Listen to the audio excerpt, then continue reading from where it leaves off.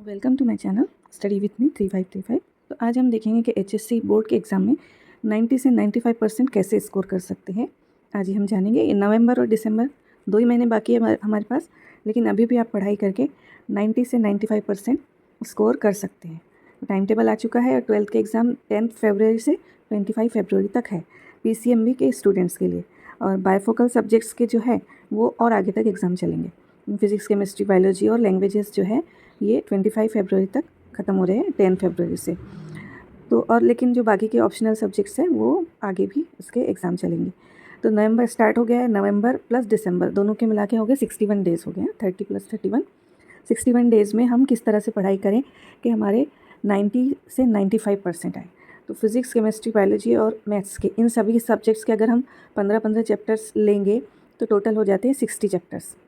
Daily एक subject का एक चैप्टर करेंगे तो ईज़िली दिसंबर एंड तक 60 चैप्टर्स प्रिपेयर हो जाते हैं। डेली का एक चैप्टर आपको एक सब्जेक्ट का करना है और अगले दिन उसको रिवाइज़ करना है फिर दूसरे सब्जेक्ट का।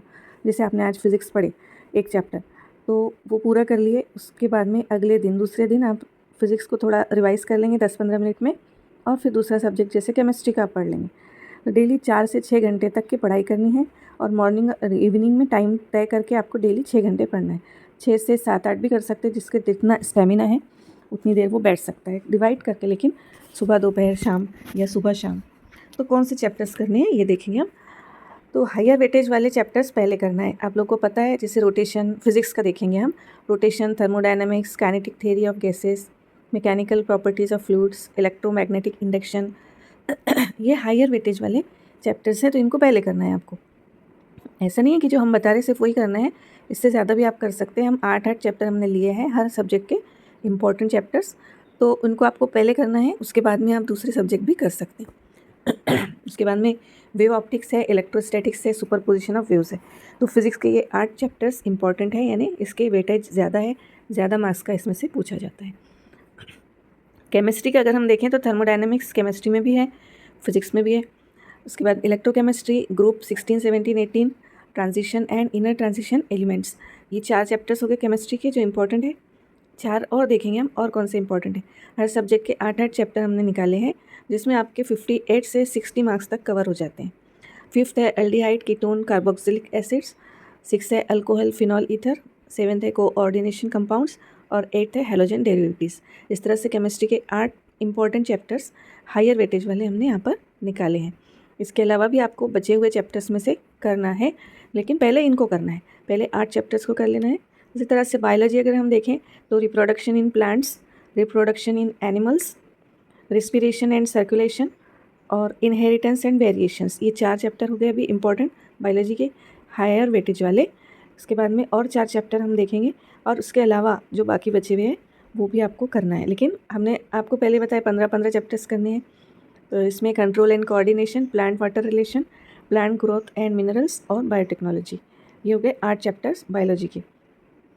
ठीक है, तो ये 8 हो गए, लेकिन आपको और 7 करना है, 15-15 करना है। तो उसके बाद में आपको वेटेज मालूम है, वेटेज के हिसाब से आप और इम्पॉर्टेंट चैप्टर्स को कर सकते हैं। अब मैथ्स में अगर हम देखें तो वेक्टर्स है हायर वेटेज वाला, सबसे ज़्यादा मार्क्स रहते हैं इस पर। ट्रिग्नोमेट्रिक फंक्शंस है, लाइन्स एंड प्लेन है, इंडेफिनिट इंटीग्रेशन, ये हायर वेटेज वाले हैं। तो इनको पहले करो, आप पूरी तरह से प्रिपेयर करो, कहीं गलती के चांस मत छोड़ो। उसके बाद differentiation, application of derivatives, mathematical logic और डिफरेंशियल इक्वेशन, ये 8 चैप्टर्स है जो हायर वेटेज वाले हैं। इसके अलावा और 7 चैप्टर आपको करना है, जिन पे आपके मार्क्स आपके कवर हो जाएंगे। इसमें आपके 58 to 60 हो जाते हैं। इतने चैप्टर्स प्रिपेयर कर लो तो 58 से 60 मार्क्स मिल सकते हैं। अब समझो आपको 60 मार्क्स मिल गए और 30 इंटरनल रहते हैं, तो ये हो गए 90% मार्क्स। समझो साइंस के सब्जेक्ट्स अगर आप देख रहे हैं तो आपको 70 में से 60 मार्क्स मिल गए, 30 मार्क्स का आपका इंटरनल रहता है। हर सब्जेक्ट को इसी तरह से प्रिपेयर कर लेंगे तो 90 हर इसमें मिलेंगे, तो आपका 90% मार्क्स मिल जाते हैं आपको। और इन 8 के अलावा आपने और सब्जेक्ट्स और चैप्टर्स कर लिए तो आपका 95% कहीं नहीं गया। तो पढ़ना क्या है आपको, एचएससी की टेक्स्ट बुक को रीड करना है, चैप्टर को रीड करना है, और एचएससी की टेक्स्ट बुक में जो एक्सरसाइज दी हुई है उसको करना है, और 3 से 4 साल के PYQ सॉल्व करना है। समझो आप पहले दिन फिज़िक्स का एक चैप्टर पढ़ रहे हैं, तो दूसरे दिन क्या करेंगे, आप फिज़िक्स का जो चैप्टर आपने कल पढ़े थे उसको रिवाइज़ करेंगे, प्लस केमिस्ट्री का एक चैप्टर पढ़ेंगे। ठीक है, ये हो गया आपके 2 चैप्टर प्रिपेयर। और लैंग्वेजेस को आप जनवरी के 10 दिन में रोज़ाना 6 घंटे पढ़कर प्रिपेयर कर सकते हैं।